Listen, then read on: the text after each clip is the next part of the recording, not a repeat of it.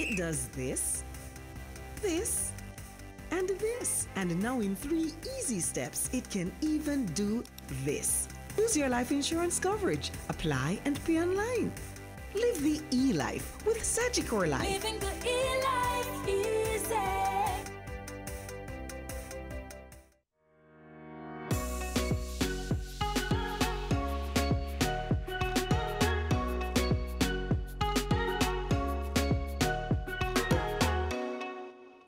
Good morning. You know I'm very happy this morning, right? Because I'm going shopping. I'm going shopping in Jamaica. I'm going shopping in St. Lucia, Barbados, Trinidad, and then, hey, hopefully they've got size 10 in Japan and Hong Kong, because that's where I'm headed next. The future of brick and mortar retailing. I don't even have to think too hard. I'm one of those tactile shoppers. I love to go and experience and look and not try too many things on, but it's the bags. It's leaving with all of the bags. We have this morning, first of all, this is number 3 in the series of our webinars, powered by Sagicor, and we have this morning some of the sharpest, literally and figuratively, minds in the retail industry. And without further ado, I'm going to put Kevin Donaldson, who's the Executive Vice President, Sagicor Group Jamaica, and CEO of Sagicor Investments, in the hot seat, right? He's going to take us shopping. I have my bags ready. And he has the credit card too, so it's even better. And he can actually just sit out. He can actually just sit outside and wait whilst I go shopping. But I think the best place to start would be with Kevin, and to ask Kevin, you know, with banks and investment houses in Jamaica, primarily brick and mortar, how does he see the future? And okay, Kevin, I'm going to buy some more handbags, but tell me, are you going to be telling me smarter ways to invest? What am I to invest in? Were I to come to you, for example, and say, God, I have just finished shopping in Barbados at Lime Grove. We need one in Jamaica. What would your response be? Hi, Novia. Hi, everyone.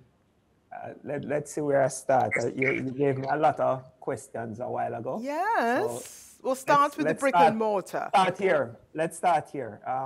COVID is a humanitarian impact pandemic that has affected a lot of people. But I think the push for brick and mortar has been fast-tracked as a result of this pandemic. And the banking sector has been on a track to digitize for a good while now. And I think what the pandemic has done is fast-track a lot of the initiatives. I think the banking system was prepared largely for work from home and getting their team members to work from home in safety. And now for the clients, we have been encouraging them to use the digital channels. And it takes away from the face-to-face, but the reality is that it is safe and it allows our clients to interact with us without they having to leave their homes. So I think the future of the banking sector interaction with clients is through the digital space. And we are prepared for it. It will require different changes to how we do business. It will even require changes to laws. And my view is that we as an industry, we as a people, the world has to start to look at things differently and pivot. And you have to figure out what is it that my customers, my clients will want to experience in interacting with me now in a safe space. And that's what we have to prepare for. So what are we doing at Sagicor? We are allowing clients to trade online. We're allowing clients to send their orders online. We're allowing clients to call their reps and book an appointment and come in knowing that when they get in, they can get out as quickly as possible and they don't have to tarry. So there are different things that we are doing, but it's to make the space that the clients interact with you interactive enough and comfortable that they feel okay doing business with you. And that's what I think the banking sector has to do. And even retail, that's how they have to look at it. And you're going to have different ways to look at it. You have mass and you have niche, and you have to prepare for that in different ways. And those are just some of my initial thoughts on how this pandemic is going to change. I think it's just going to fast track things that should have started happening already. So are we going to see the banks up for sale then? Brick and mortar? The buildings, that is.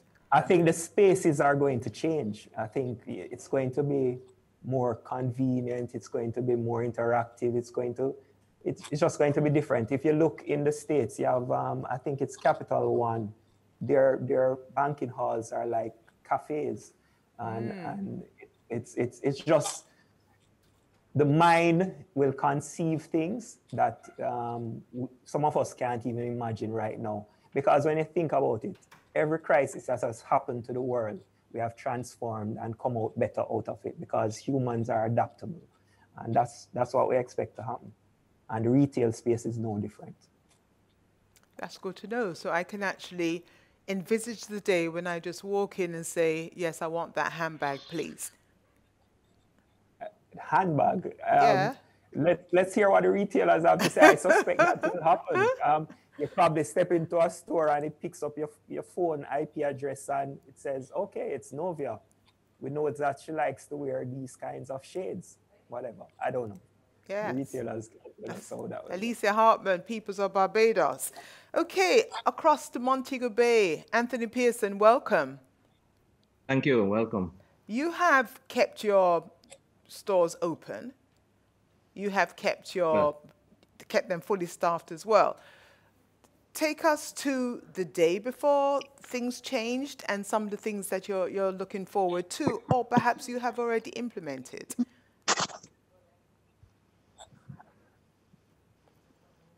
Yes, Novia. Well, first of all, let me officially introduce myself. I'm Anthony Pearson from Lloyd's Department Store in Montego Bay. We have 2 stores. We have been around since 1965. A family-owned business, of which I am privileged to be a part of. We have basically 50 members of staff, and our interest has always been, we work like a family, and the important part now is to keep our family intact and safe, and also properly covered in terms of their finances. Business has significantly been affected. I would say we're down at this stage easily 70%. And as I have said on another forum, our interest right now is to make sure that our payroll is met every week, and that's the bottom line. Obviously, there's not much things to do and places to go, so the party shirt and the party dress is not a priority. But thankfully, babies are still coming into the world. So we therefore, our baby department is doing very, very well, actually. Because what we find is a lot of persons that would have normally bought stuff online or gotten stuff from overseas are, quote unquote, forced to come and buy locally. Ah, we're happy for that. So this whole COVID thing has fast forwarded what the retailers really need to do in the near future, which is embrace technology. Retailers have to invest in technology to take the in-store capabilities to the digital age. So we have to find that balance between getting the persons in the store and still having them feel that they're, in the technical and in the real world. Our competition obviously is the online shopping, but we have to remember that statistically, I think still 75% of the shopping that takes place in brick and mortar. I am batting for brick and mortar, obviously, but obviously we have to embrace the technology around us, and we have to work with it. And we're understanding just how important our customers are and customer services, because customer service is not something you can get with online shopping. It's different. That face-to-face customer service is what is really going to keep brick and mortar going. We have to get that, understand that Novia likes certain colors, yes. And when she comes into the store, she's greeted. That sort of interaction you cannot get online. And that's where the retailers have to understand that the whole experience, you have to create a whole new experience. You have to create a whole event. It has to be an event. You come shopping, it is an event. It's not just coming to pick up a pair of socks or a handbag. It's a whole event and a whole experience that you're going to enjoy. And as I said, there's nothing like having those bags in your hand. That's a perfect segue, I think, into to Nicole Bartley, who is a niche retailer, I would say, you know, tucked away on Windsor Avenue. Nicole is a managing director of Fashion 911 Limited. Nicole, would you like to come in here? Anthony, I think, gave you a perfect, you know, shoe-in with, pun intended, with the whole experience as well. And actually, Kevin started by talking about mass and niche. So I dare say you would be niche. Good morning again, Novia. Good morning, everybody. Nicole.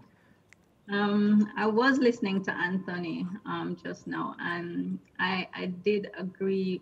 I'm agreeing with what he's saying, because brick and mortar is where you go for that experience. It is not just going to just buy something. You know, sometimes somebody is not in the best mood, you know, and they say, okay, this is my therapy. Shopping is my therapy. Let me just go and see what is there, what is available to me, you know, to let me feel that much better. So I don't think that e-commerce will totally take over brick and mortar, but we have to, as a smart business people, we have to incorporate all channels of distribution to maximize profits, right? So we have to be able to incorporate social media effectively, a website that functions properly to optimize sales. When it comes on to the experience, when a customer comes to Fashion 911 and you can say, good morning, Novia, how are you? You call somebody by their name. It is such a wonderful experience, you know? So I can tell you about an experience I had going to a store in Glendale. It's an Aldo store. And I went there and we introduced ourselves to the sales rep, and he dealt with us very professionally. So 3 months later, we went back and he was like, oh my God, my Jamaican girls are here. And that was so amazing for me, because he remembered us. He didn't remember our exact names, but he remembered that we were from Jamaica. Right. Yes, and that is what we try to offer here at Fashion 911. We try to offer an experience that when you come into the store, you feel like part of a family. Human interaction is one of our main things as a human being. It is interacting with one another. The internet does not give us that opportunity. We just see something, we're not able to actually touch the item, we're not able to try it on. When I see a customer try an item and I start to see her dancing, you know, dancing and moving a certain way, I understand that she loves it, that she feels beautiful in that item. So I know that we're offering something that is irreplaceable. As I said before, the internet, e-commerce, we have to incorporate it in order to be able to grow as a business and to reach a wider audience. But at the same time, we have to keep the personalized service of brick and mortar intact. Thank you. Makes a lot of sense. Now, Michael Amar Jr., the Amars, it's an iconic brand on the island. Indeed, their story harks back to the time when shoppers actually shopped to shop. So, Michael Amar Jr., Director of Amar's, what's your take on the future of brick and mortar retailing? Hi, Novia. Hello again. Well, first of all, I'd like to say that almost everything that Anthony said is exactly what's happening with our business in Kingston. We started in 1961. We're actually older than independent Jamaica. We have approximately 130 members of staff and 3 of, I would say, the best retail stores in Jamaica. We actually just finished a $50 million renovation of our main store in the Village Mall. And while this pandemic is on, we're actually just wrapping up the renovation of our downtown Kingston store. So I am a wholehearted fan of brick and mortar. I also understand that for the millennials, brick and mortar is not what they like. They're like to stay at home, look, click, and buy. And so we are actually about to launch our website, and we're actually waiting on the banks. I heard what Kevin had to say, but the banks are not fully up to speed with getting us online in Jamaica. It's easier to use PayPal than to use the Jamaican settlement banks. But we're trying to support local industry, so we're waiting on the banks. A lot has changed since this COVID pandemic hit us. Most of all is the importance of keeping our business viable, and in so doing, keeping our family, and by family I refer to the 130 people who work here, employed. We have not laid off anybody, and we don't intend to. That would be the last option. And you know, it's starting to prove to be a good decision, because as Anthony said, when we first started off, sales were probably down about 90%, and now we're building back up slowly. And I fully feel that by August, unless something really terrible happens, we should find that we're back to where we want to be. Somebody once told me that only after the rain do you really see the rainbow. And I'm a true believer in that. You can't, I know it sounds hard now, but now is the time to put the foundation down for tomorrow. Now is the time to make sure that everything you do is the best, because I'm not a fan of the new banking relationships where I have to deal with a call machine and wait for people to call me back. I mean, when you come into one of our stores, you're treated like a queen or a king. And that's the way I think that retailing needs to be, to get people to come into brick and mortar. Yeah, you can do the website. We're doing it, and most of the world is doing it. But to make your brick and mortar stand out, you need to have first-class service, you need to have efficient service, and you need to have safe service, especially in these times. Yes. Would you like to elaborate a bit more on safe service for me, Michael, please, before we move on to Sonia? Okay, well, when we first heard about this COVID pandemic back in December, we started preparing. We put in all kinds of protocols into our locations long before the government of Jamaica or the United States or anywhere actually put them in.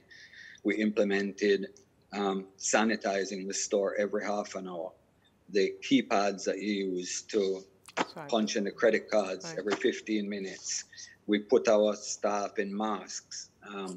We put thermometers at the door to check temperatures. We had gloves on the cashiers.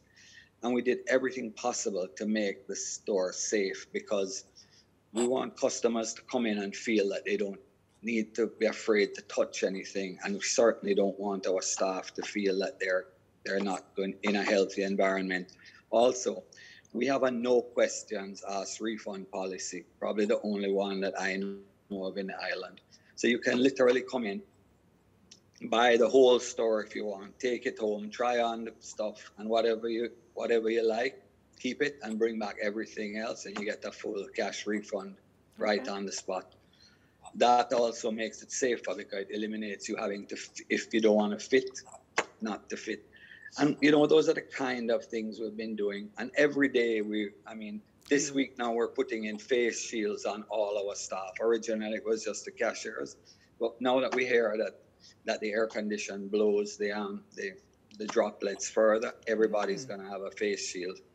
And, you know, we just keep evolving to make it safe and clean and make people feel comfortable.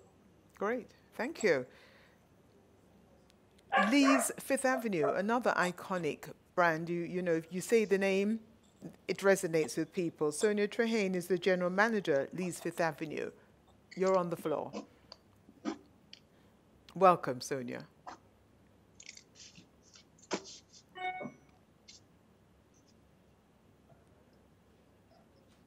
We're not hearing you. Are you hearing me, Sonia? Can you unmute, please? Yes, right. I can hear you. We're good now. Yes, Sonia. Sorry, yeah, I just did that. Right. Hello, everyone. And I'm Sonia Trehane. I'm the general manager for Lee's Fifth Avenue. Everybody knows Lee's Fifth Avenue much more than they know me. So I don't need to introduce the store anymore. It's been around for 56 years, and it's been going. It's a family business, and it's known for its quality products and a really nice uptown shopping environment. So as Michael was saying, with COVID, we were not caught unaware totally, and we were also kind of prepared for this crisis. Our stores and the staff, they have been given the same kind of safety masks and all kind of things that we need to manage this crisis for the time being. But more than anything, we need to recognize that there is a real threat to brick and mortar stores in the short and medium term. And we're trying our best to keep alive, survive with cutting costs and doing all kind of measures that we should do at this point of time.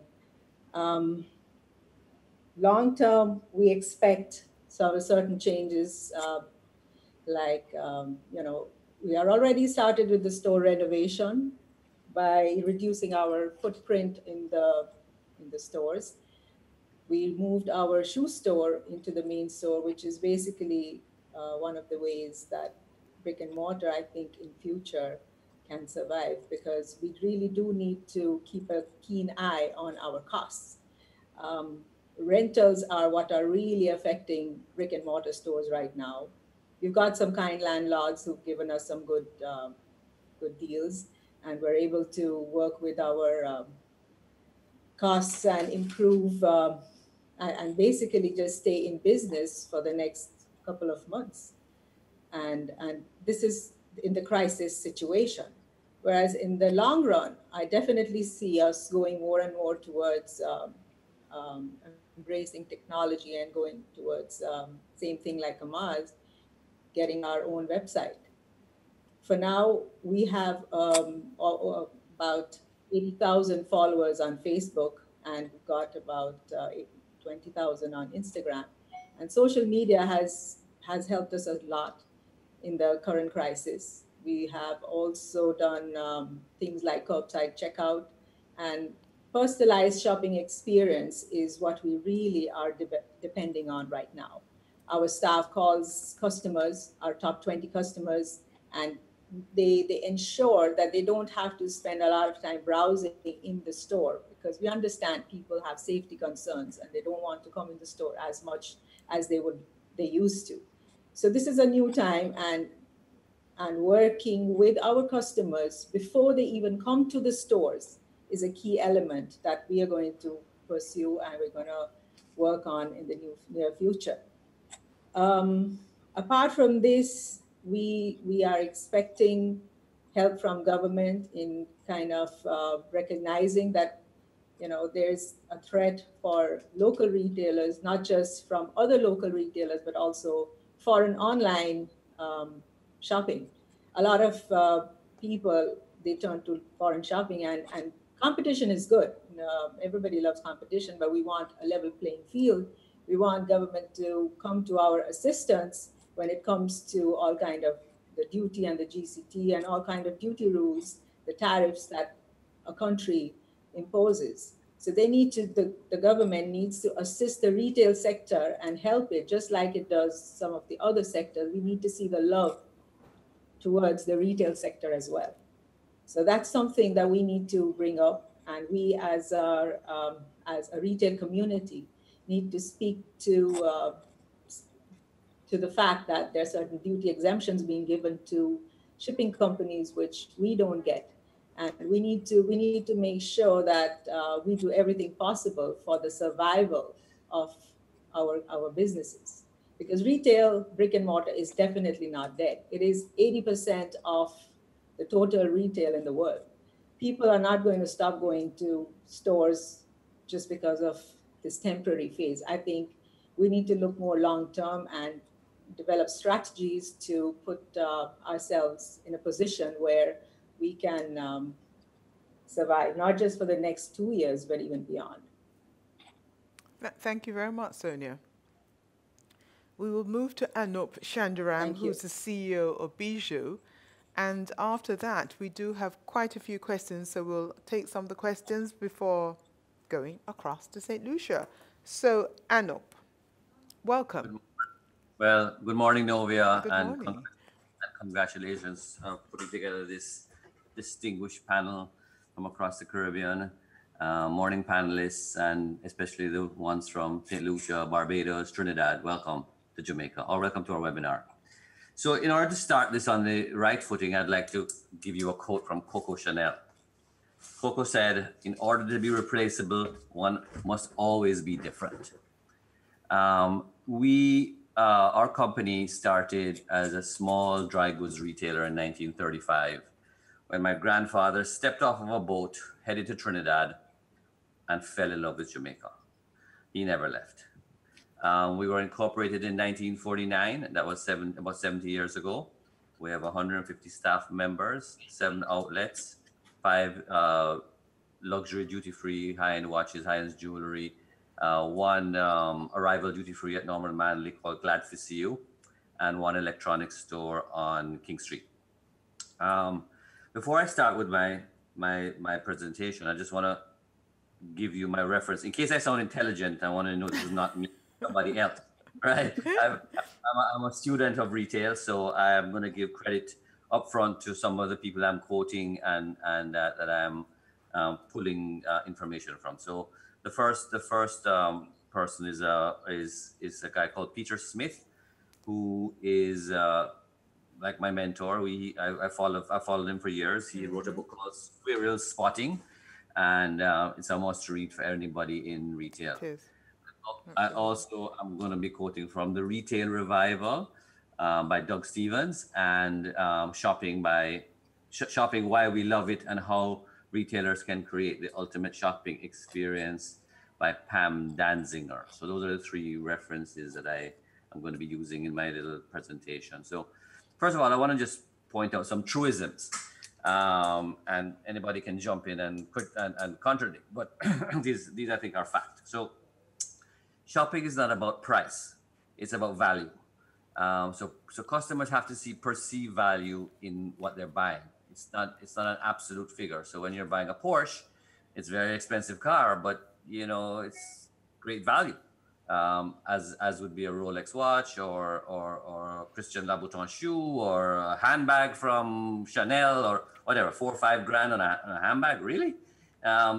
People buy it because they see value in it. What we know is that retail brick and mortar has seen a downward trend in foot traffic and will continue that way for the foreseeable future. However, that doesn't mean sales are down, because we will close sales at a better rate than before, because the shopping traffic now is more focused, concentrated, and there's less window shopping. So you'll see less footfall in your stores, but your sales can go up. So your average price point can go up. There is only 11.5% of sales globally are done online. So where's everybody talking about online? It's an important piece, but it's not the only piece. It's only 11.5%. Where the rest? Brick and mortar is the rest. It is predicted that we'll see the first decline in internet sales in 2021. Believe it or not, that is what is predicted. Well, they're having a bumper year this year because of COVID, of course. So next year, it's predicted that we will have the first decline in internet sales in 2021. Believe it or not, I'll just throw that out there. So most sales start online, but most of them are concluded at brick and mortar. People want to try, feel, touch the product. You know, once your price is good and you're matching and your customer service is great and the customer experience and the customer journey and all of those great buzzwords that everybody's using is great, the sale will be concluded at your store. So make no ghosts fool you. Do not cede to online. You have a better thing going than they do. So some of the things that point to that is we are genetically wired by evolution for over 2 million years to engage with other human beings. We are genetically wired that way. We want to social interact. We want to be with people. We want to talk to people. We want to touch people. That's not going to change because of COVID. That is a truism. You will see, as Michael said, the rainbow comes after the rain. You will see that rainbow appear for sure. You know, we've been through 9/11. We've been through the 2018-19 recession. All these prognostications of doom and gloom were all largely exaggerated. We came back bigger, better, and stronger. And I predict the same for brick and mortar. Kevin had alluded to it earlier, that look at the things you're doing. You should be doing them anyway. Accelerate them. Do not, you guys building a website now? You should have done that 10 years ago, right? Get it done. Get it done. Accelerate what you should have been done. Point of sale systems, customer experience, engage the senses, smell, touch, feel, music, all of that stuff should be done. It should be done anyway, right? But accelerate it. Do it now. And don't let this crisis pass without it being done. So what do I think? I think shopping appeals to our deepest subconscious, and the need goes deep beyond our psyche. So brick and mortar is here to stay, guys. It's going to be bigger and better than ever. You know, there is a studied phenomena called mortality salience.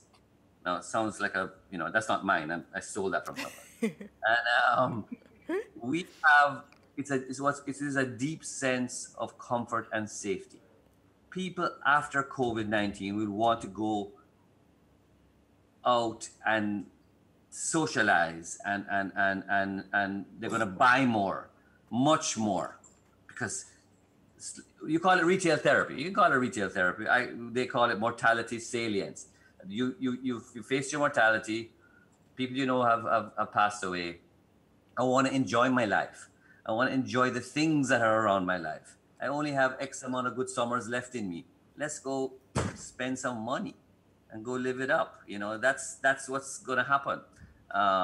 Remember that word, mortality salience. So there are 5 items, and I know I'm talking too much, but there are 5 items coming out of COVID. So here's some of my suggestions to retailer, brick and mortar retailers. Have great sales people and customer facing people. Anybody who is customer facing must be not good, but great. Increase your average price points. Don't decrease them, please. Increase them. Generic is not a compelling story.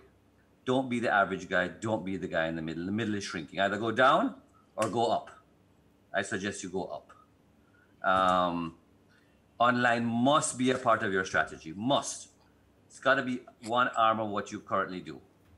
And of course, I don't need to say this one, the in-store experience, it's got to be tantamount. Whereas the cafes in the department stores that they have in America and in the UK, when you go to Giorgio Armani, there's a cafe in the middle of the store, right? Where is that? Thank you. Right? So get out of the middle, get out of the average. Either go down with incredible customer service, or go up, but don't stay in the middle. So the middle is the pit of the market. It's a world of price matching, discounting, and undercutting. Get out of there. That's read the blue ocean strategy. You're in a red ocean, guys. The water's full with blood. Get out of there. Don't try to be good at everything, but be excellent at one thing, and be highly differentiated in another. The age of big average is over. Average value propositions have become invisible to customers, become remarkable.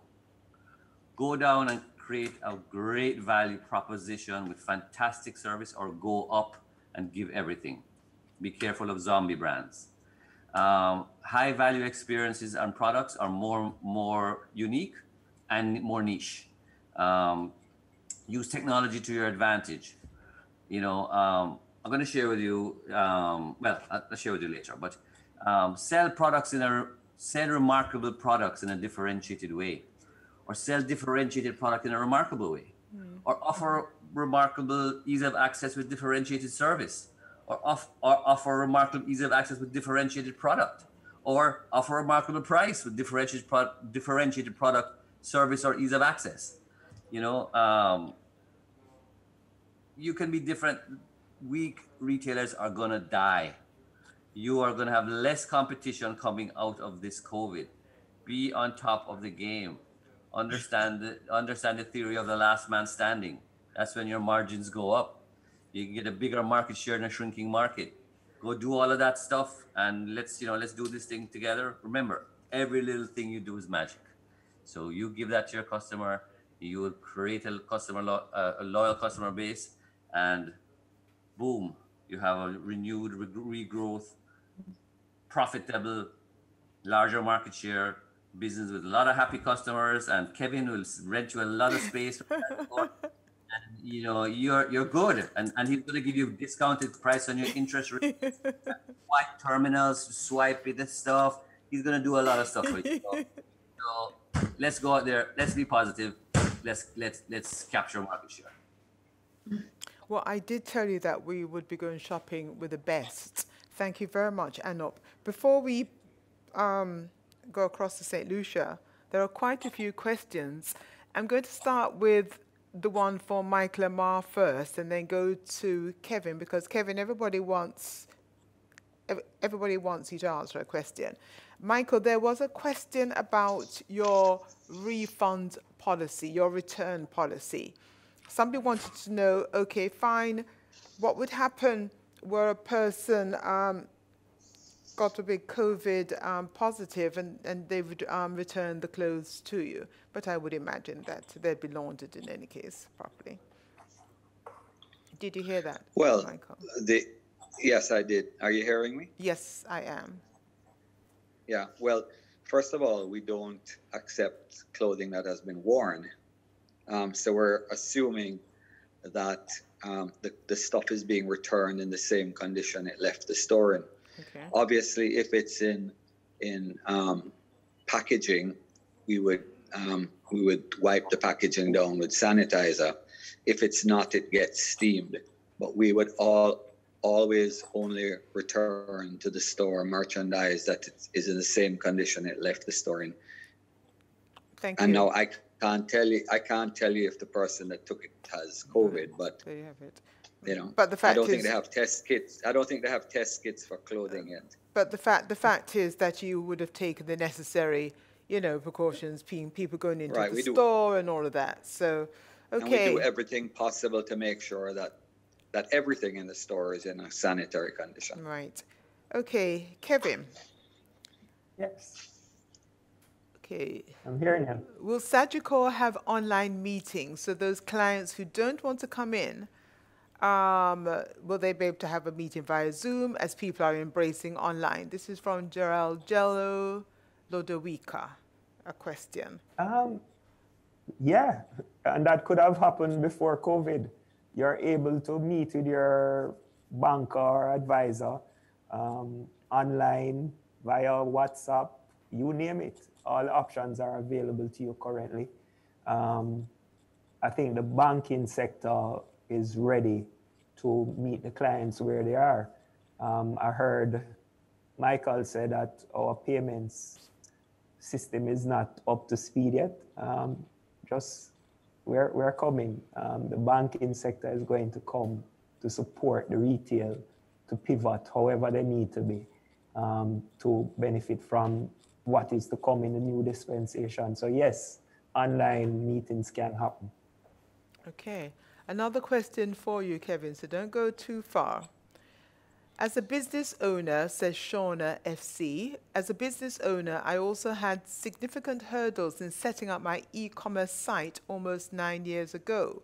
What is Sagicor doing to facilitate their merchants with the shift/demand for online shopping? Well, Sagicor, one of our strategic initiatives is our payments platform and payments business. So through Sagicor Bank, you would have seen that we started many initiatives. You have eLife, which is the first way to buy life insurance online. So we have created a payments platform that is there, and it will serve as a backbone to any business that wants to go online fully. So that is coming. I wish I could elaborate more on it, right. But if you need more information, just give me send me an email, and I'll put you in touch with the right person to help you to set up. But Sagicor is prepared to assist all businesses through this time. That's what we're here to do, because our purpose is to help people transition and benefit from what is to come. Thank you. This is for any of the retailers to respond to, from Roger Davis. Are any of these store owners hiring interaction designers or experienced designers to help with their services? That's one question. Anybody can answer that. Do you want to answer that, Anup or Nicole or Anthony? Okay. Nobody's... Anybody wants to take that? Are any of these store owners hiring interaction designers? I think it's interactive or experienced designers to help with their services. Offline, Novia. I think it should be done offline. You know, they can send it into you. Okay, fine. Okie dokes. Donette Chinoy in Canada has this to say: in Canada, retail is closed, opening up in phases. A question, obviously, to those of you who made mention of the drastic drop in sales. Has there been a fall in sales because people are obeying self-isolation and fear, etc.? And how far along are they on getting business online? Any promotions? Feel free to answer. Can I take that, Novia? Certainly. Well, this is my opinion. Yes, part of it is that people are shopping online. Part of it is that people were afraid to go out in the earlier parts. And the third part is a lot of people don't know that retail is open or was open. As people are starting to find out that in Jamaica, retail is open, and people are getting more comfortable with this safety precautions that they need to take to go out, and realizing that the stores are also doing these things, more and more people are coming back out. Okay. I think you can also take this one, Michael, or anybody else can jump in. This would be a follow-on. Nevada Powell, fear as a consumer is that I don't want anyone touching the clothes. I need them to stay in plastic. His suggestion would be for our retailers to use more mannequins for display, obviously, or more online models of different size models wearing the clothes so that they can see. That would be, I think that's another opportunity that you could look at.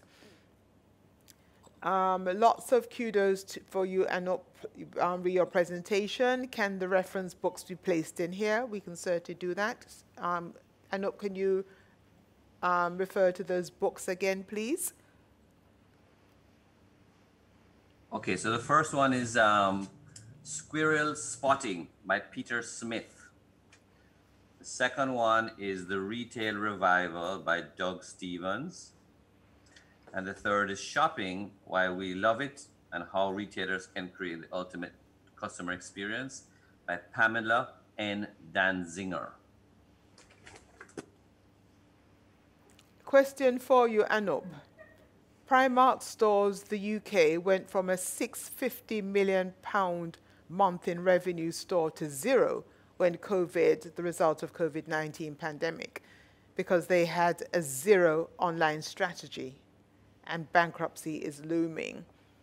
This is a question for you, Anup, but certainly anybody else can feel free to take it.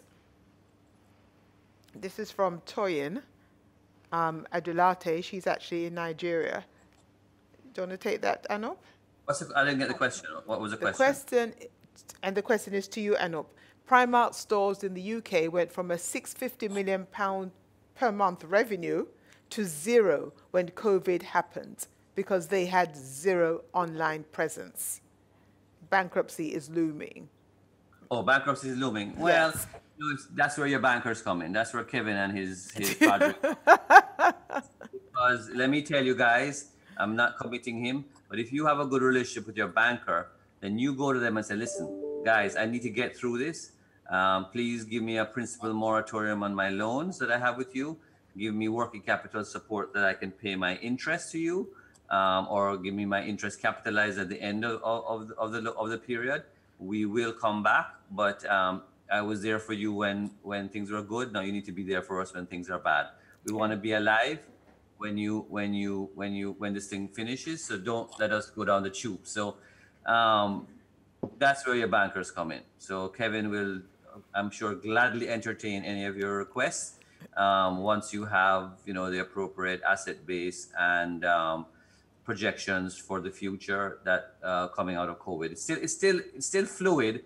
In terms of tourism, we don't know what the CDC in America is going to be doing and when they will allow people to travel back to outside of the country. But certainly all economies in the world are opening up slowly, but surely. Jamaica has done a magnificent job, and kudos to the team, the government team that has done this.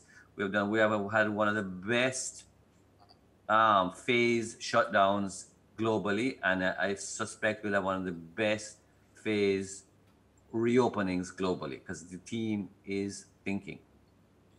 I think that answers Toyin's second question as well. Nevada Power always stresses the importance of the narrative and engaging your banker. So Kevin, be prepared. Toyin also makes note of the fact that Zara and H&M narrowly missed the same issue. So perhaps we ought not to discount online too much, I think is the point that she is stressing.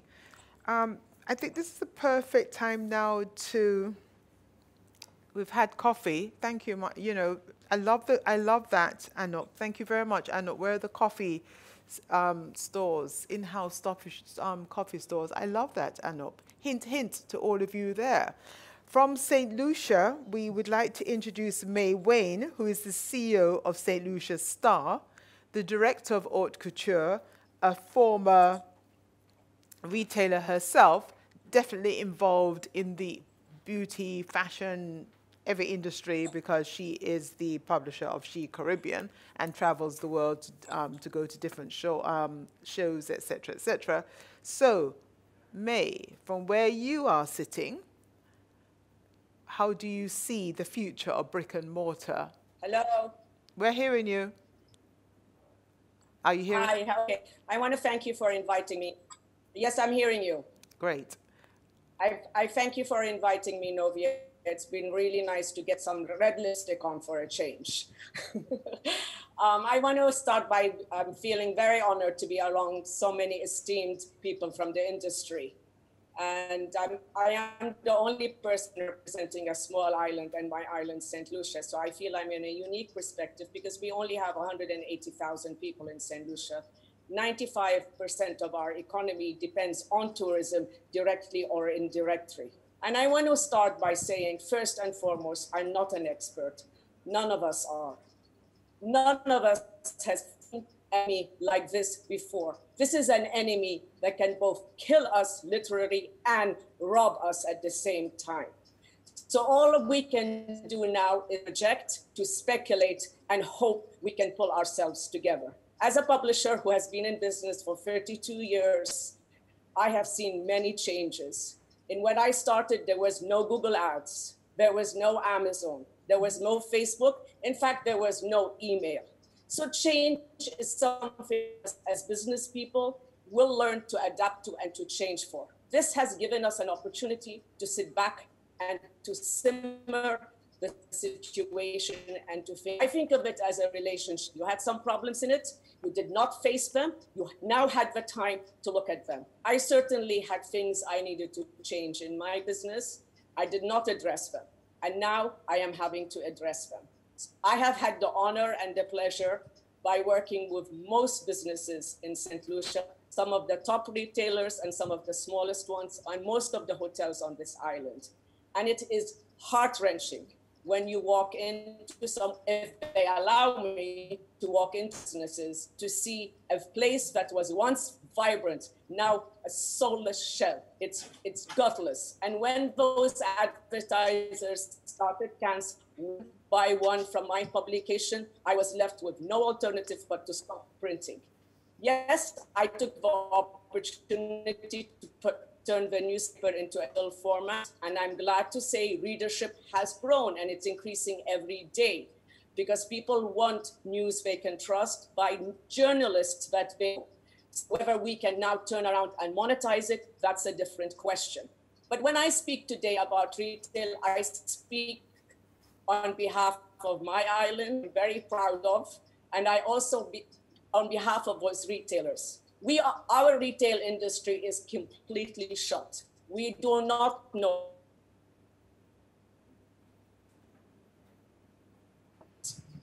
We have 4 different types of tourism. You have first and foremost those stores that are solely 100% dependent on tourists. Those are the ones that you see in the cruise ships, in the airports, in the hotels. The moment our borders shut, cruise ships stopped coming in, their business went to zero. Venue stores, that malls, they cater to duty-free shops as well, that cater both to locals and to tourists. I think they will have as well, just like the other stuff, because shopping in a closed environment is not something that we are going to want to do right away. So we have to wait and see how malls can sanitize and can keep social distancing, the rules of social distancing intact. Then you have stores where you drive to, where you to go to buy a particular item, a computer or a dishwasher or whatever. Those stores are dependent on higher purchase, and they are going to hurt because unemployment here will mean they will default. And then, of course, you have your markets. Those are also going to be challenged when tourists start to come because they are crowded, that you rub against people and you touch. So I think there is challenges there, but there is also opportunities. And that is what we have to look at as business people. We have to how we are going to change our retail stores. Certainly, I'm not going to want to go into a changing room that somebody else was in before. I want to know how many times you clean your racks, how you change your layout of the store. And I think a lot of these boutiques that I've looked at in St. Lucia, which are really small, you are going to have to change the layouts, and that's going to be expensive. I think layouts need to be more like a supermarket, a long aisle, wide, and you're thinking in a way that can see everything at eye level. And it will be expensive. It will be definitely expensive. Some of us will survive, some of us will not. You need deep thought to make some of these changes. But overall, I'm optimistic, and I will repeat what everybody else says. This is also an opportunity to strengthen our presence online and better banking practices, to see, to buy local. We need to support each other. As a business is a circle. I'm going to see my Nike shoes from the local supplier rather than Amazon. So I think it starts also with us, the consumers, as wanting our business to survive. So overall, I say we are going to be optimistic. I think St. Lucia my island in particular, is in a great position. I feel very proud how well we have performed during this pandemic. St. Lucia is one of the 5 places in the world with no recorded death. So if you're a tourist and you are looking to travel, St. Lucia will be at the top of your list. And we have some great resorts that are preparing to welcome guests properly very soon. I also believe in brick and mortar. Hey, us women, shopping is like going to a ball match it is how we survive. We want to touch, we want to mingle, we want to meet people, we want to look at the product. I also think St. Lucia is a great place. You will find it to come and invest, because one of the things about COVID, it has taught us a simpler life. And I've been very happy that I've been stuck in St. Lucia for the first time in my life and not been able to travel. I've enjoyed it. And I'm happier that I'm here than in a place like Miami. So I think we're also going to see a good level of investment, but I think it's going to take time.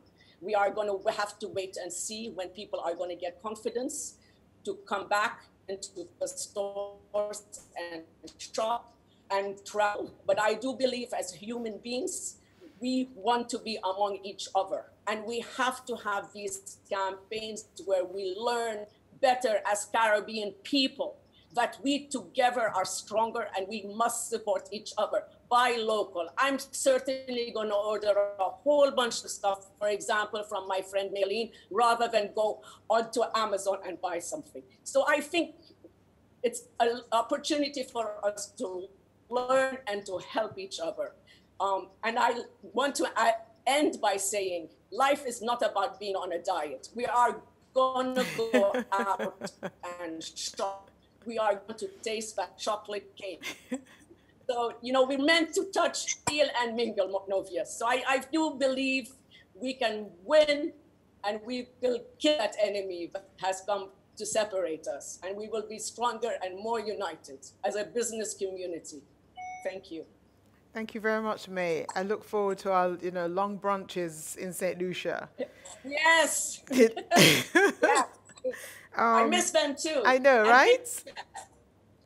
Okay, from St. Lucia, we traveled to Barbados, and May said it best. I mean, we feel so much better when we're shopping, Sir Paul. Sir Paul Altman is a realtor and the developer of Lime Grove Lifestyle Center in Barbados. Welcome. Thank you. Thank you. I guess that a lot has been said, but I would like to share with the group and the listeners to this program the story of how we developed Lime Grove and what it represents and how we see it fitting in. It has been there for just over 10 years. And what is the future? Where is it going to end? How is it going to continue? So I would start by telling you a story of how I got involved with that development, which is a mixed-use retail, because it has a residential component, it has retail, it has offices, and we describe it also as catering to what we call fashion, food, film, and art. Those are the key areas that we center on when we talk about how and what Lime Grove represents. But it all started with as a sort of adjunct to my main business, which is property. And property meaning that we have done some development of property, but we also represent people in purchasing and selling and managing. So we also manage retail property. So that, as an example, we manage properties that are owned by the Etley Fund, which is a Jamaican fund.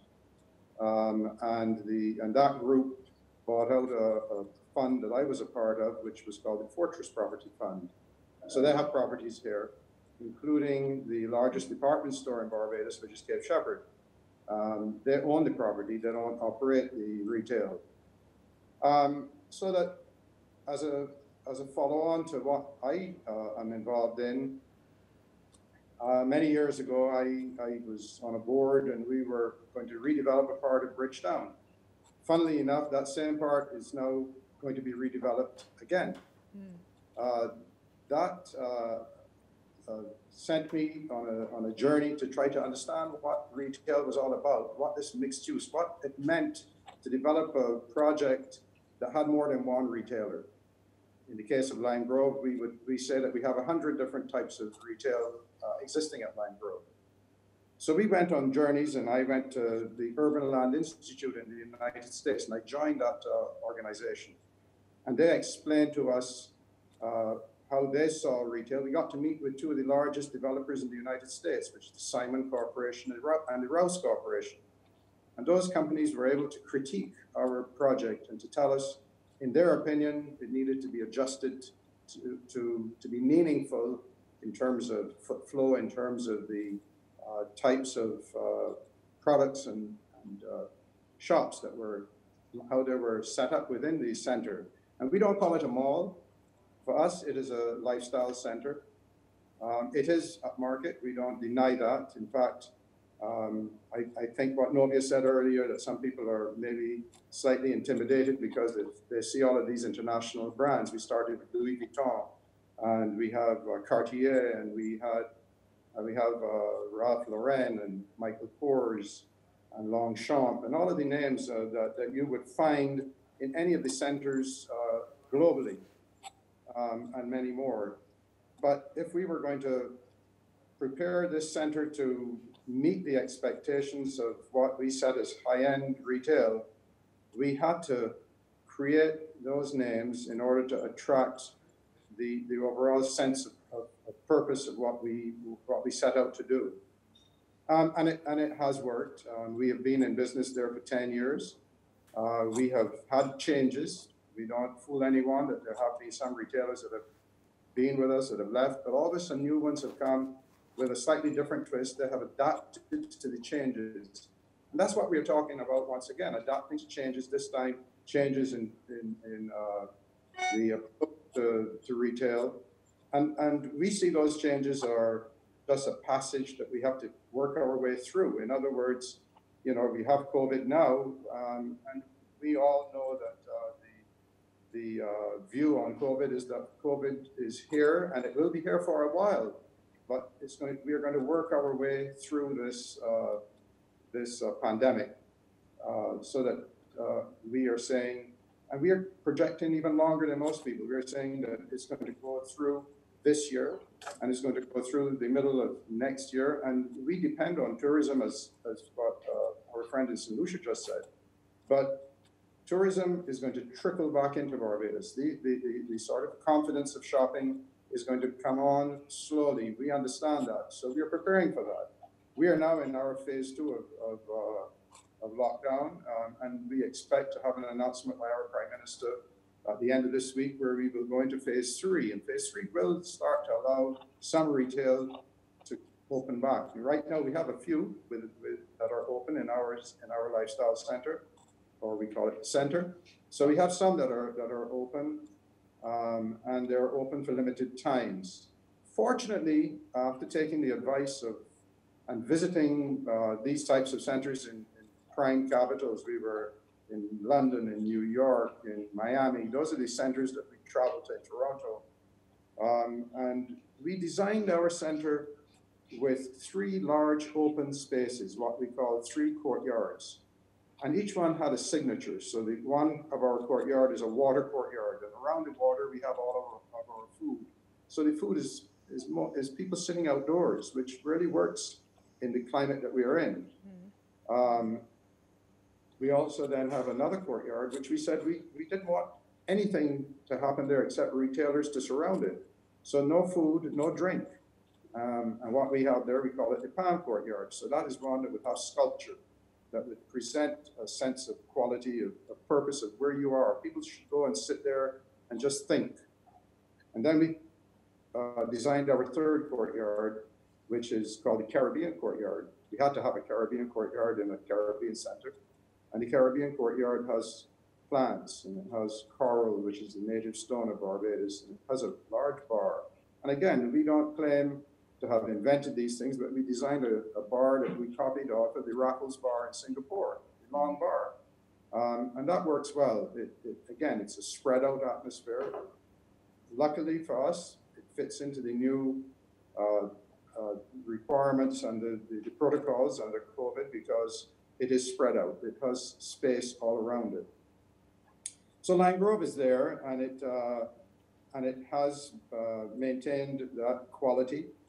And we accept the fact that it is going to be changing. We know that, that the quality and the style of business, where it's all now going to, as has been said, it's dealing with experiences.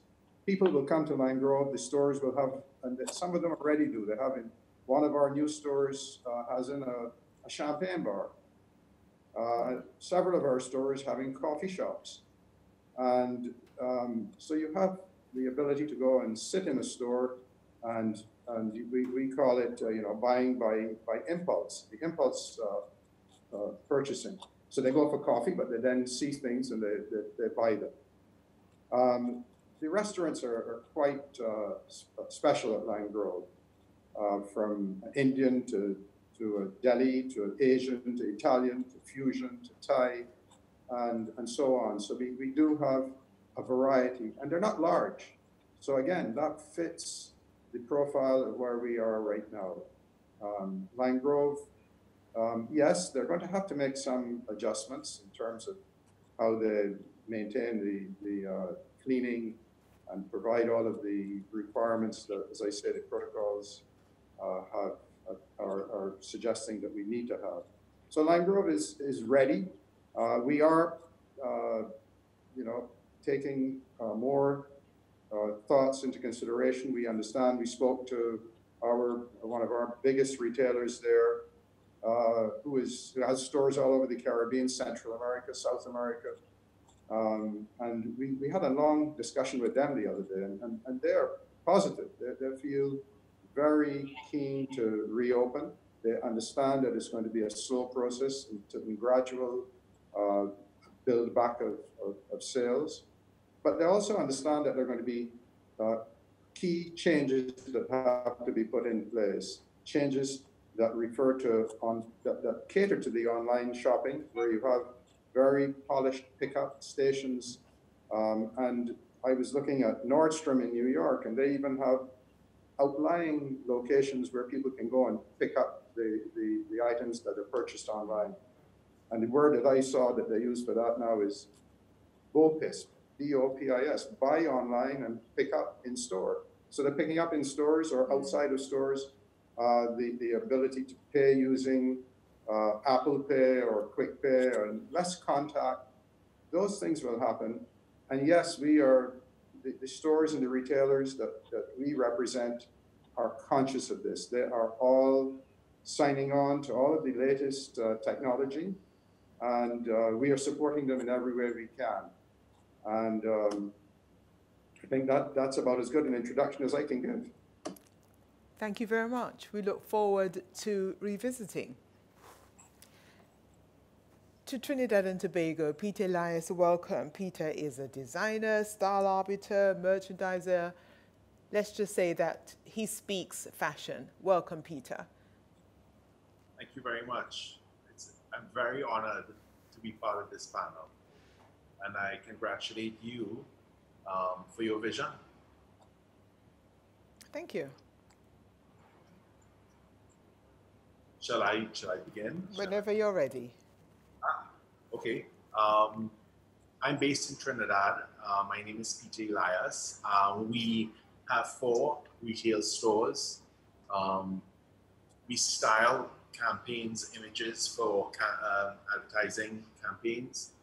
We also produce our own label. We buy and sell a lot of other people's labels because we don't have the economy of scale to make everything that everyone wants. We've developed a really good reputation in our stores for excellent service and being slightly ahead of the game. We're small, so we're well managed. I think brick-and-mortar has had its challenges, not today, not last year, but for many years. Anyone can open an account on Amazon for $40. I can become a vendor for $40 US and sell my product on Amazon. So it's not impossible nor difficult. What's fantastic about what we do here in our trade is there generations of customers we've served. I've served grandmothers, mothers, and now their children. And those are the small but meaningful things that I think will make brick and mortar remain.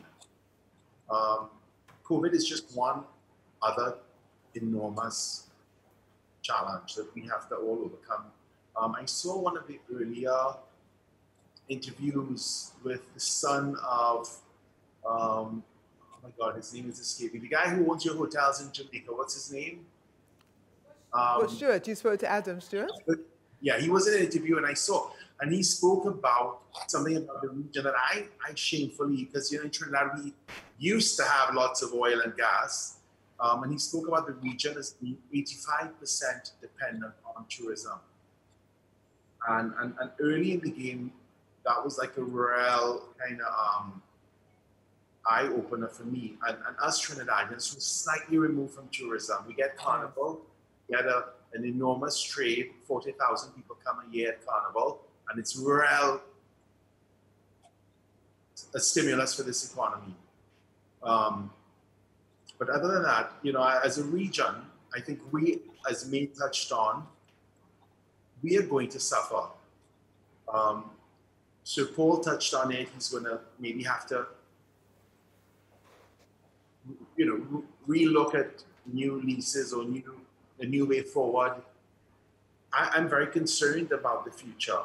I'm very, very concerned. I feel that this is going to affect us in ways that we don't even expect. When we next travel, the test that we take to get on that plane and the test that we take to get off the plane wherever we go, I think until there's a vaccine, this is going to be, and I think the way the US has taken this so casually, where they're like, is it 1.4 million cases today? And almost 80,000 Americans have died. And they're reopening the stores as if, I don't know, maybe I'm confused. I'm amazed that in Jamaica, you guys actually have retail open. Our Prime Minister, I think, has been extremely conservative, but in my opinion, he's been excellent. The Oxford University named Trinidad and Tobago as the #1 country in the world for our preparedness and our approach to dealing with COVID. And I have to say the Prime Minister has been so remarkable in this regard.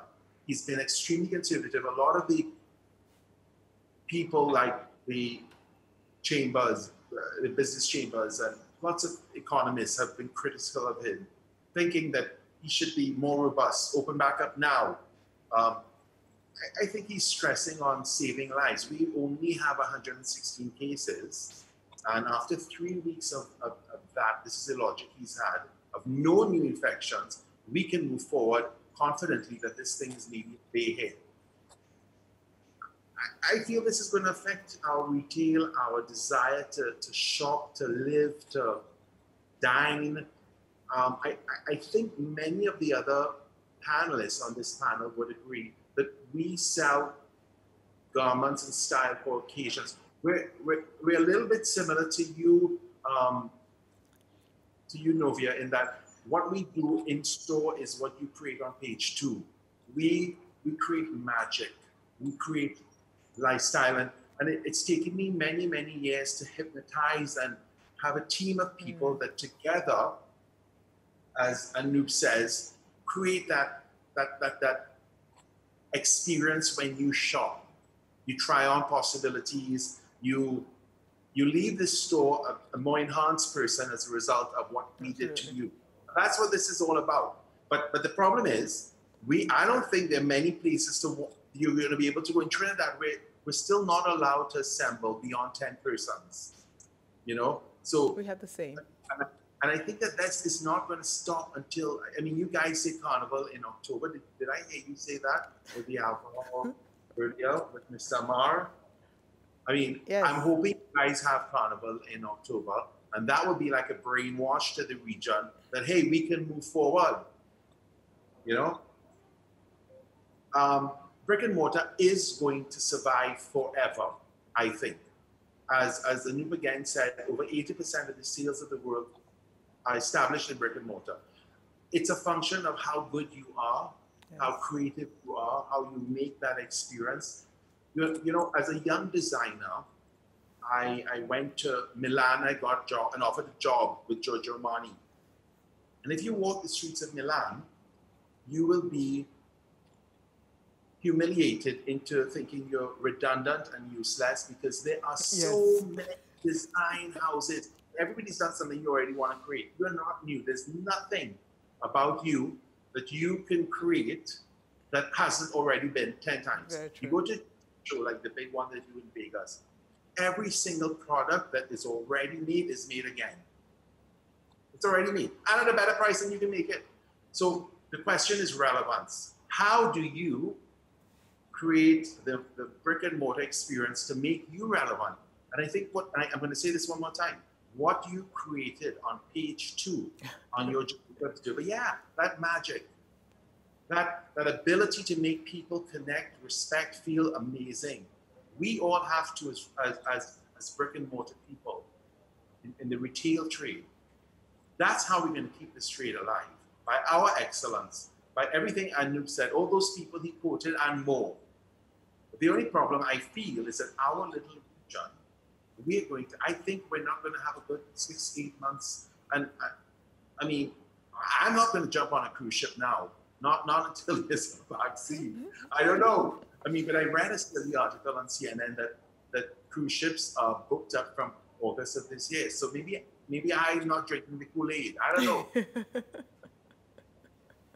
Peter, I'd like to ask you this question.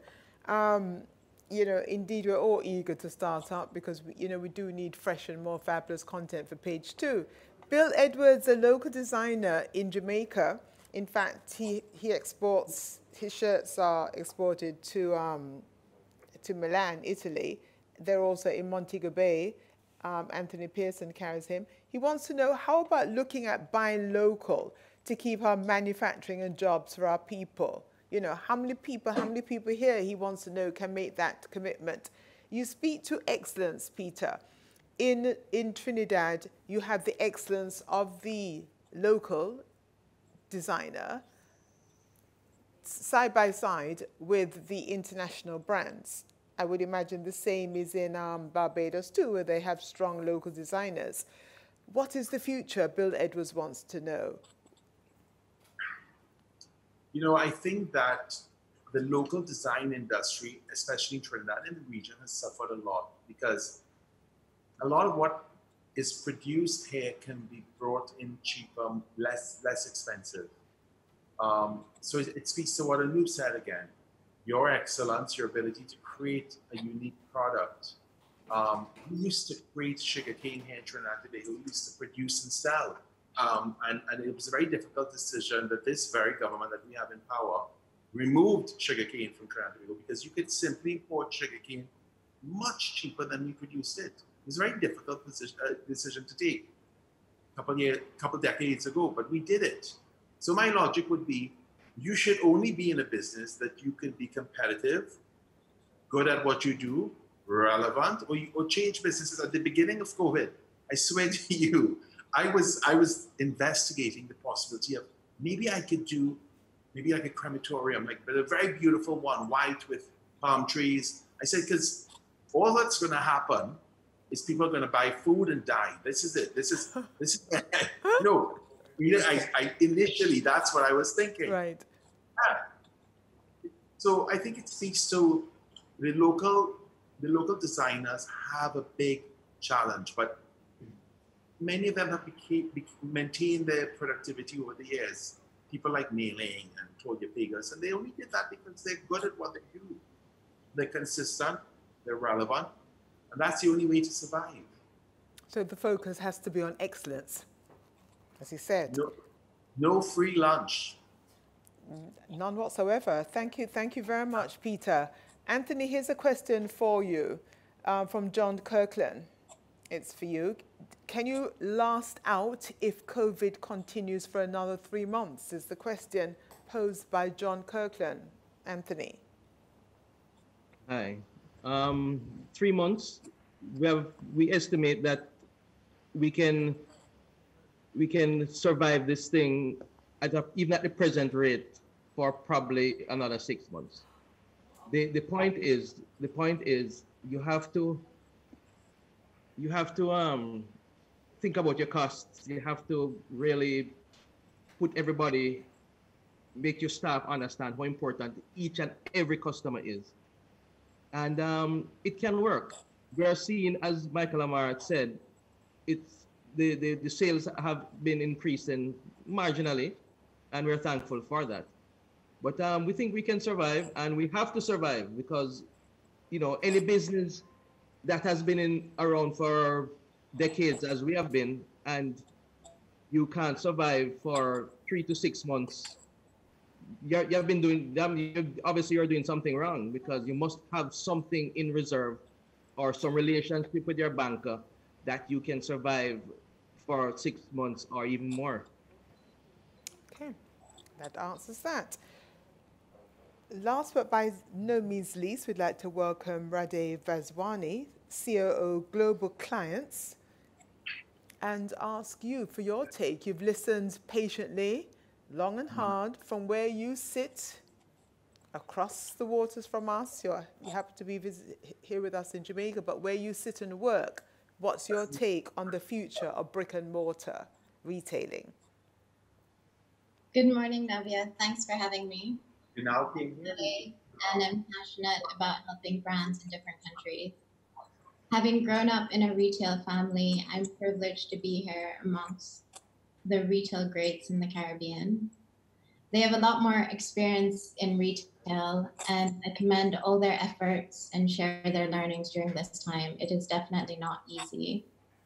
Instead of focusing on retail and all the interesting learnings that they've shared today, I'm going to take a few minutes and focus on technology, how it can elevate your current offline experience, and some trends that are currently happening in Asia, given that China and the rest of Asia is slowly opening up. Just a little bit about me. I've worked with global clients specifically in the US and in Asia for the last 6 years. I help them transform and with digital strategies and improving their customer journey. In every crisis, there is an opportunity. COVID, unfortunately, is accelerating the structural changes we've been seeing across retail in the last decade, moving us towards online interaction much faster. The consumer has changed their behavior and how they buy, how they expect to shop, both digitally and physically. And most importantly, as mentioned by many of the panel, they expect a safe environment. Stores have had to be agile in the way that they reprioritize, sanitize, look at operations, look at supply chain disruptions, production halts, closing stores, but values and purpose have sustained them. China is the first country that was heavily hit by the virus, but it's also the first to slowly recover. And a lot of global brands, especially luxury brands, are shifting their focus back to China, especially right now. And the stores that are opening with few customers at a time. I know Anoop mentioned that online is not increasing, but actually in some marketplaces, e-commerce has seen a lift of close to 14%, especially during now. Nordstrom is one of them. Some of the things that Chinese brands have started to do is use WeChat as sales associate-driven pop-ups. For example, brands are jumping on e-commerce channels. For those who don't know WeChat, it's if WhatsApp and Facebook had a baby. You can use it to communicate directly with your consumers. We're noticing that sales associates are becoming key opinion leaders. They're creating more of a personal engagement. Nordstrom has something called the personal book, where you have a list of your customers and you're able to interact with them directly, creating more of a human engagement. There's product-driven live streaming for a lot of the big fashion houses that you mentioned, Novia.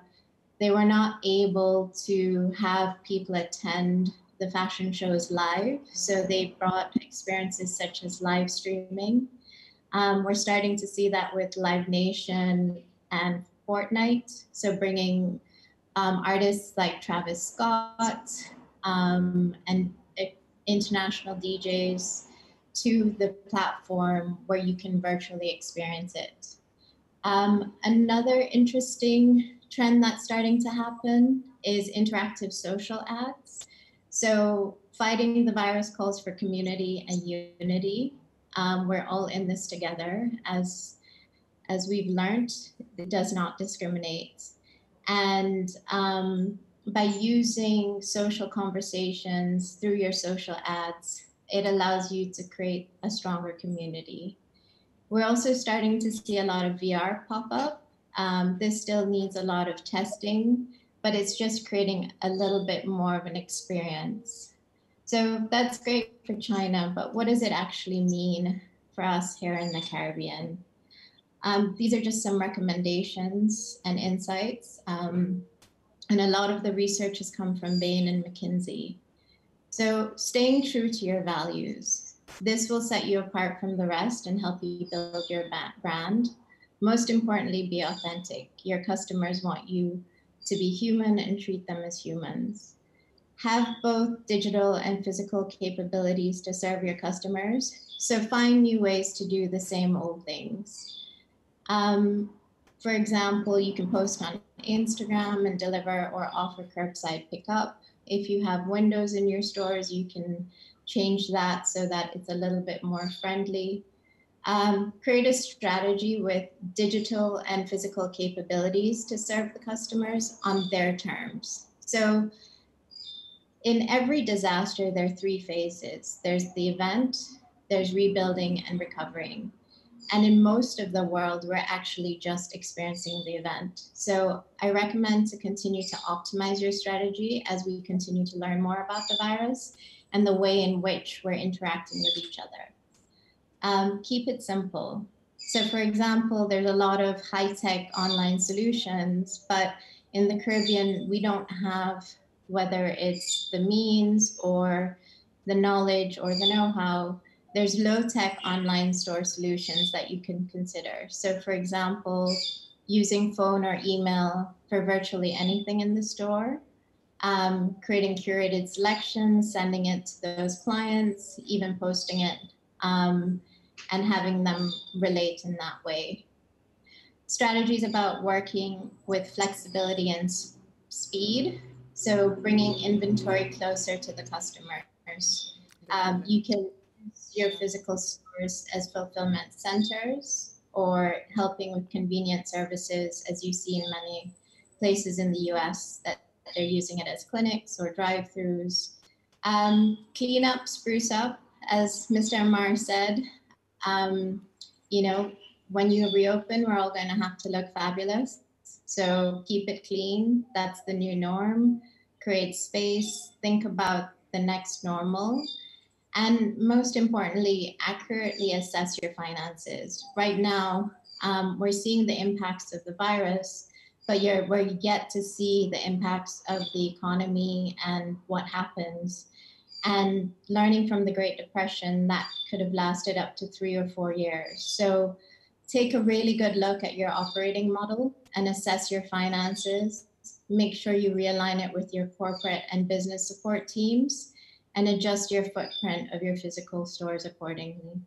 Thank you.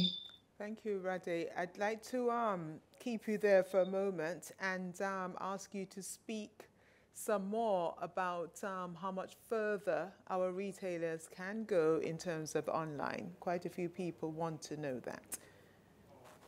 What else in the short term can be done? There's opportunity for both. Obviously you have the store. The major stores globally have an online component, but they are open for business. So fish where the fish are. Right now, you have a captive audience at home. And whether you're watching TV or surfing the internet, you have a lot of people that are looking to help. They want to support brands that are helping the community, that stand for something, and that will take care of them. So I think it's about being meaningful and relatable to the situation, but also using those online channels, whatever you have. It could be Facebook, it could be Instagram, whatever works for you. And also your employees, they can even have WeChat groups with their customers, sharing products, creating that meaningful exchange between them. So I don't want to go too big into enterprise solutions and data and tracking and all that stuff. I think just keep it simple, as I mentioned. Thank you very much. Sonia Lee spoke about staying in touch with her 20 top customers. Would you suggest more people do that? Oh, definitely. I love the fact that she could say, well, you know, my 20 top. In fact, it sounds as if you said it, you know, if you asked her, she would know their names, telephone numbers, date of birth, etc., etc. So, could you speak more about that kind of relationship? Right now, we're starving of socialization, and I know many people who work in retail that their customers are actually checking on them, asking them how they're doing. And over the years, they've built a relationship. And most of the retail brands that are on here today have been around for 40, 50 years. Yes. And it takes a really long time to build a brand and loyalty and a customer base. By just tapping into the 1% of your loyalty base and showing them that you care and that you're there for them, they in return will support you. So that's why I recommend that customer experience that Anoop was sharing and bringing to life. You can bring that to life virtually, whether it's visual, through storytelling, videos. There are many different ways that you can substitute that offline experience that you're used to creating online.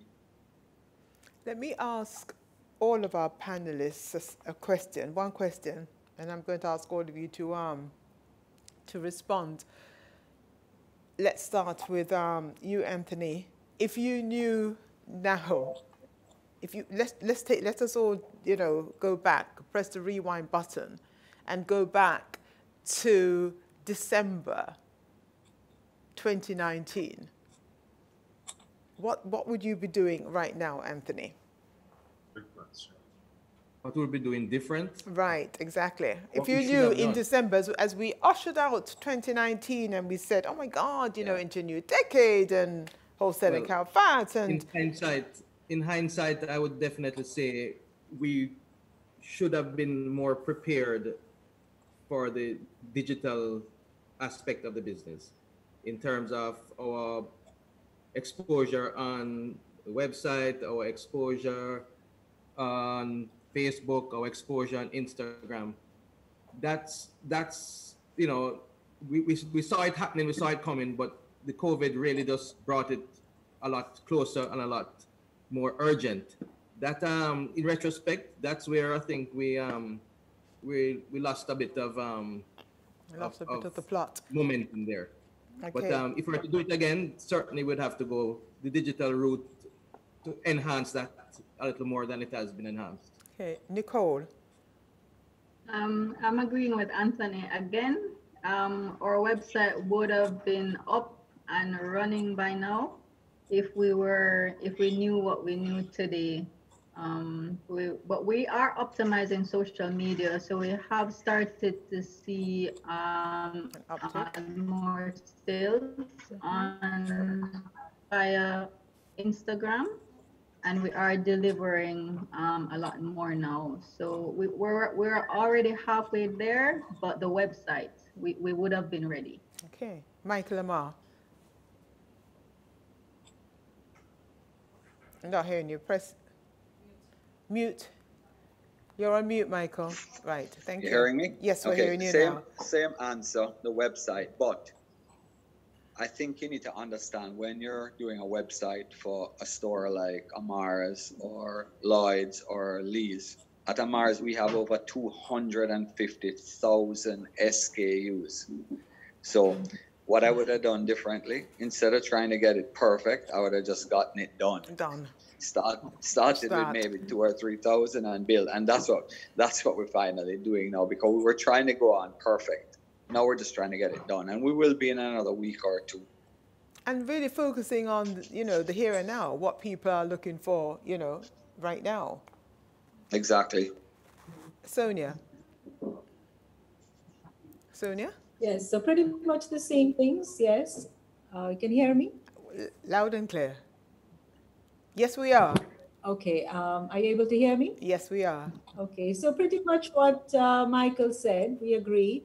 Although we're not attempting to build any website right now, but we did do a major push on social media. And we equip our store staff to interact with their customers, and especially their top 20 customers all the time. And that's something that we're banking on right now. We do a lot of, we try for them to engage their customers even while they are home, and they can do their curbside pickups right now. So that's something that we have done. In December, what we are glad to have achieved is shrinking of our footprint, which was basically by bringing in the shoe store in our main flagship store, which has actually, in hindsight, been a big benefit to us now. I mean, so in terms of what we could have done is, as you said, build a website with the basic items or the top sellers, maybe not attempt to put everything on there, but definitely have even a third party help us to do that. If we can't maintain, it's not easy to have a website at our scale. So, and then on top of that, we are competing with international companies, because people can always go online and shop at a much better looking website and bring it in just the same as shopping it here. So we have to be aware of our limitations just as much as we want those things. We need to know what exactly we are able to invest in. Thank you, Sonia. And well, of course, and you got a shout out for one of your best customers. I'm sure she's number one, Marcia Erskine, who says that she misses the interaction between yourself and Vinny. So what would you have done in December before ushering in 2020? Well, my greatest regret, right, is not capturing data enough. We have a super point of sale system, but we did not focus on, we focused mostly on inventory control, but we've never focused as deep as we should on customer relation management. And I am actually now going to be changing up my software as we speak under this present circumstance to make sure that I have all customer data captured, date, birthdays, anniversaries, what they've spent, what they've not spent, where they like, where they linger in the store, who's their favorite salesperson, and that kind of stuff. But if you don't mind, I want to share with you a video that we just did for our Montego Bay Airport bid, and this is what I'm speaking of in terms of use of technology today. Technology is so fast, so cheap, so readily available. So I'm going to share this with you if you don't. Oh, wrong screen. Hold on, let me find the screen. Wait 1 second. Sorry, if you don't mind. Let me share this screen with you. Where'd it go? Oh, wrong screen. Sorry guys, sorry to do this to you. But okay, let me try one more time. One more time. Okay, so let me share this. I guess I have to share it this way first, and then I can share it this way after. So are you seeing a screen, my screen? Okay. Can you see something? Can you see the video? I'm not seeing it, no. Yes. Yes, I'm seeing it. I'm seeing it. Go ahead. So let me start again. I want to see it. You can't see it? Okay, I want to play it again. Go again.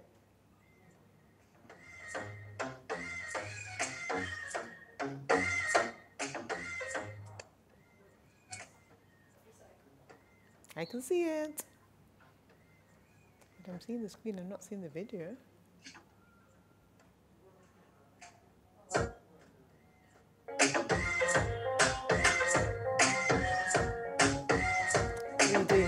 This is it. This is it. It's done in 3. It's done in 3D. Very nice. Why am I not watching it this week? Last week?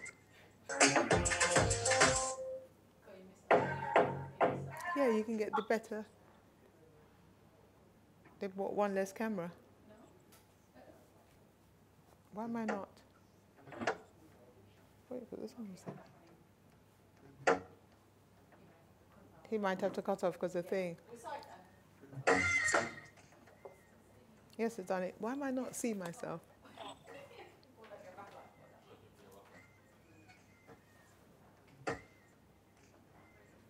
Okay, I saw a bit of that. It's done in. Do you want to tell us a bit more about it, Anup? I mean, it's 3D. It looks great. I also want to share with you one more thing about product differentiation. So we're trying to curate product that are that is not available on Amazon. So if you look at this, I think this is our new Bob Marley 22 karat gold pendant that we're doing in 2 styles, one for men, which is this, and one with a diamond bezel for ladies. So we're making new product to entice the customer to say, well, you know, you can't get this stuff on Amazon. You can only get it here, and you can only get it here in Jamaica, and you can get it only here at Bijou, right? So we share this when it's ready. We'll share it through social media. We'll share it through advertising, using different channels, because there's not one channel that works. You got to use Facebook, Instagram, Twitter, email, direct marketing, print. So we're doing all of that stuff, and we're trying to entice you to come in, because I'm not selling it to you online. Walk into my place. Let me show you this stuff. So that's one of the things that we were, you know, we're trying to do as well in this downtime. Thank you very much. Sorry, Kevin, you wanted to say something? Yes? No, it's Michael. Sorry, Michael, yes. I think a point that I'd like to make at this point is that we are now in an environment where more than ever we're selling hope, right? It doesn't matter whether you're selling jewelry, clothing, footwear, we're selling hope. And there's a lot of low-tech, inexpensive ways to do that. Our show windows, we estimate that quite a few thousand people pass them every day and look in. So we've actually developed a campaign. I don't know if you can see it. Can you see it? Yes. It says, Daydreaming. Can't wait to go back to the beach again. And there's 8 different messages in our windows. So as people walk by, they see the message. The social media campaign is also tying in, and it gets people starting to think about tomorrow and what's possible rather than today and what's happening. And I think it's important because people get stuck in this thing that, you know, COVID's going to kill you. We can't allow that to happen. We always have to plan and keep moving on for tomorrow. Absolutely. That's why we're having this conversation here. Right, and remember, it's in the darkest nights that you see the brightest stars. That's why we're going to have Anup on a TED talk very soon. Is May there? Yes, I'm here. Okay, you know, we were at the in St. Lucia enjoying the fashion show, enjoying brunch. Everybody loves your statement, you know, let's not. What is it? Let's just eat. Let's not think about a diet. So what would you have? I didn't hear you properly, Novia. Okay. I'm just saying to you that when we were in St. Lucia with you, enjoying fashion, enjoying those moments, enjoying life is not about being on a diet, as we had every single thing on the menu that day. What would you have done differently? Right. Had we known then what we know now? At restaurants? Well, I think number one, the layout of the restaurant would have to can't sit so closely together. We allowed people who are not from our group Novia to come and join us. So I think those were all no, not very much. We can't just let anybody who knows us come and up and join us, which is what happened.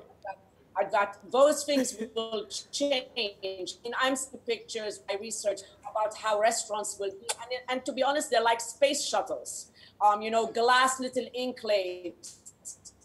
So I think definitely this will be very impacted, because I think people are going to be reluctant. Like, I love sushi. I'm kind of reluctant to order raw fish right now for a restaurant. I think a lot of hygiene has to be taken into consideration, and I think spacing, you know, sitting with your groups have to be smaller. I think you have to take less clients to accommodate that. So it's going to be, like I said, difficult.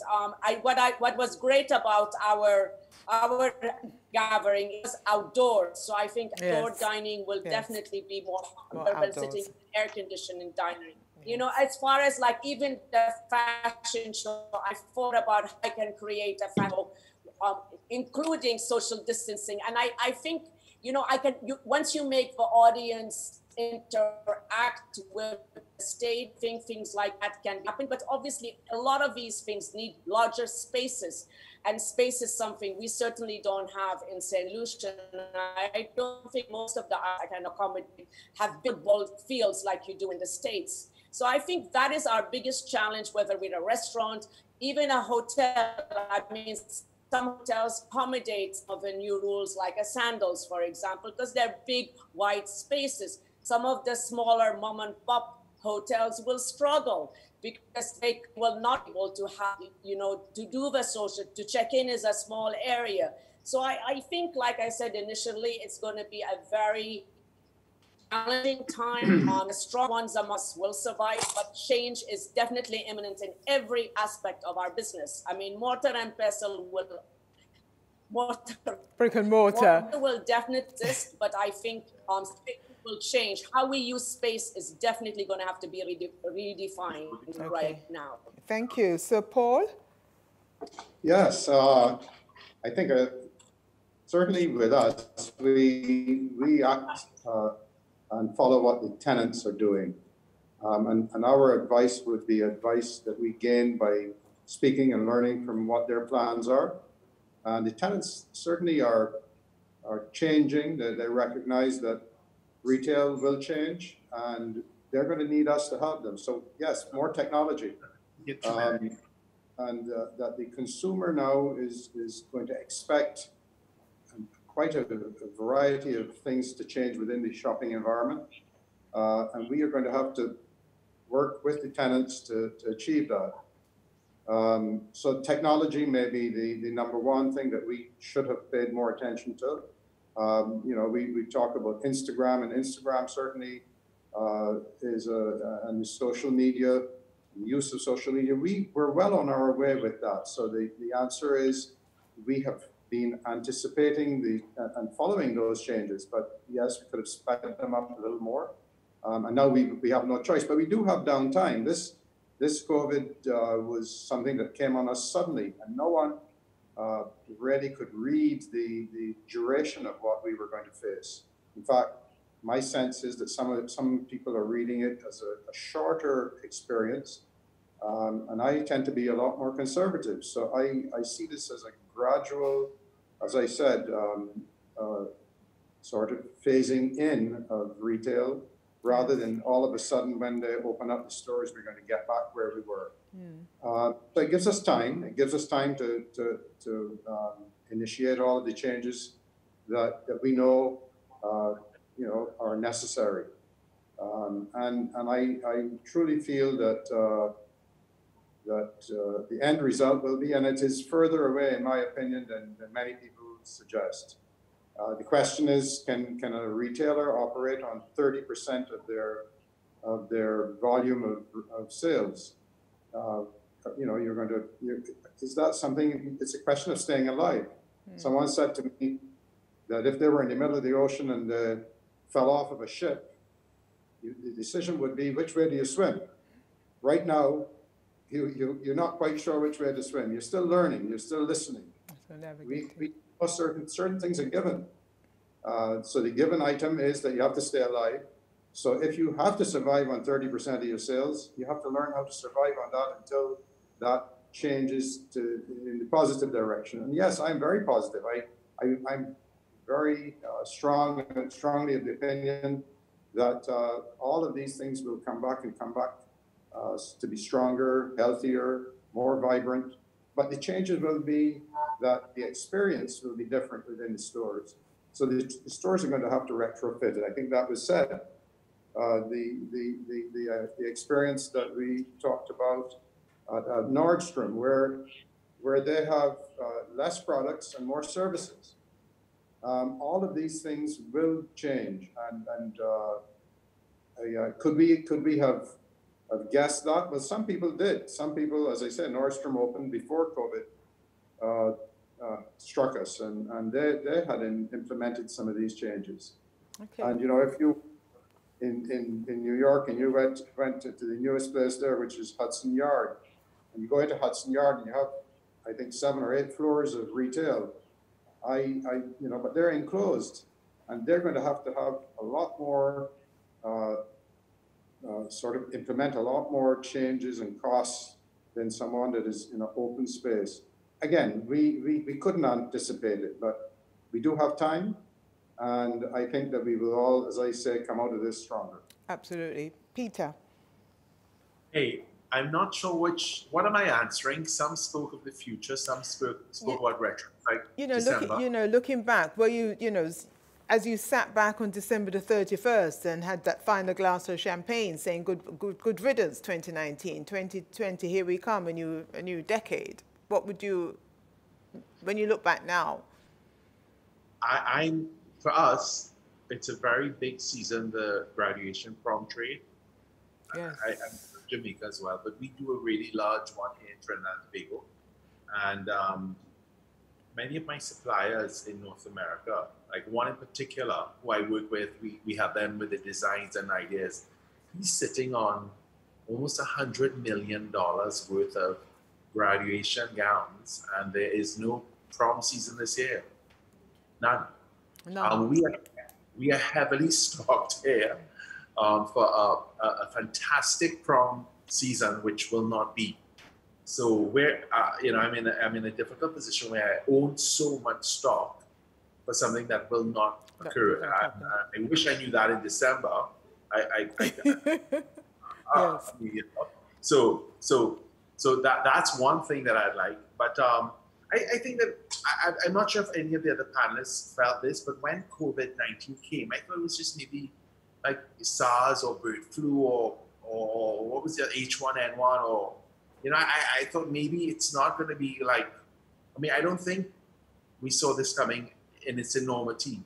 But moving forward, we took all the steps in early March in our retails, like addressing cleanliness and hygiene and all that sort of stuff. We have a strong social media presence. We don't have an online presence where we sell online because we have such a wide variety. I don't have as many SKUs as Mr. Mark, but I think that because Trinidad is so small, the concept of shipping and delivering, I just think there's no demand.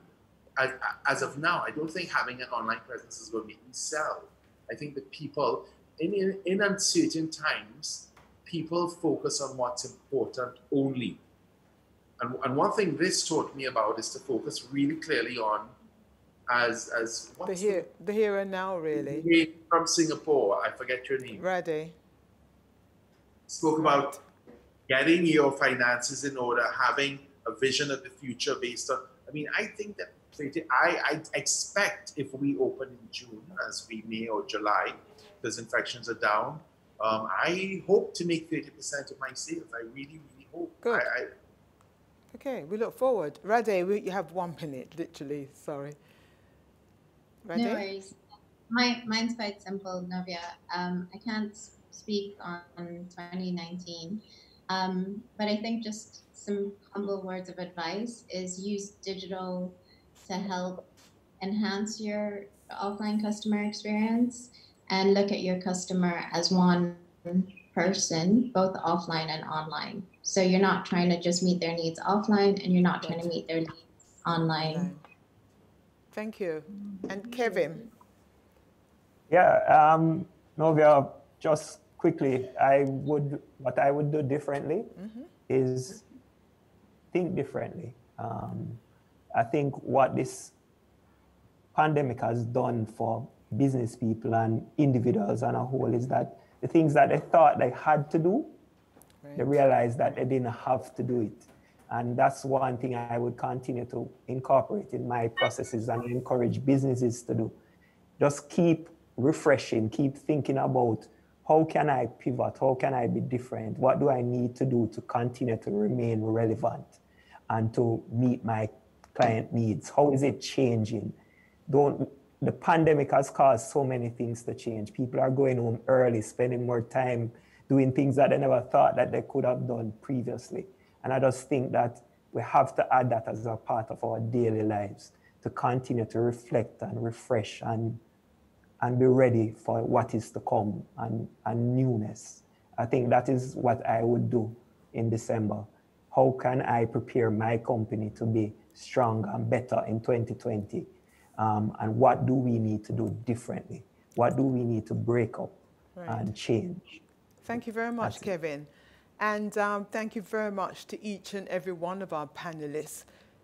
We continue to struggle. It's a new day has certainly dawned. We don't know what's going to happen at the end of the day, but one thing's for sure, the future of brick-and-mortar retailing is obviously going to be with us based on what you guys have indicated.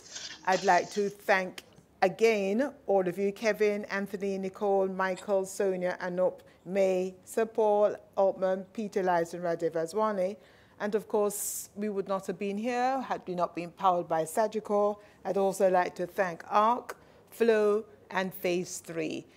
I'd really like to, we are going to continue this conversation. I'd like to encourage all of our retailers, Jamaica, St. Lucia, Barbados, Trinidad, to stick with it. You are the facilitators, you are the influencers, you are the people the Caribbean look to. That's why we're looking to you. There was no mistake. Each and every one of you was chosen because you're able to deliver and speak to the future. Good luck to all of you and stay in touch. Thank you. Novia, thank you. We continue. Thank you. Thank you very much again. We continue next week, so stay with us. Next week, Tuesday. Thank you all. Wealth is a state of mind that inspires you to take that first bold step, to chase your dreams with passion. Unleash the power we all have inside and change your world with our range of top-performing funds that match your investment style. Let Sigma Global Funds give you the drive and confidence to leap into a whole new level of investment performance. Think wealth. Think Sigma Global Funds, only from Sagicor Investments.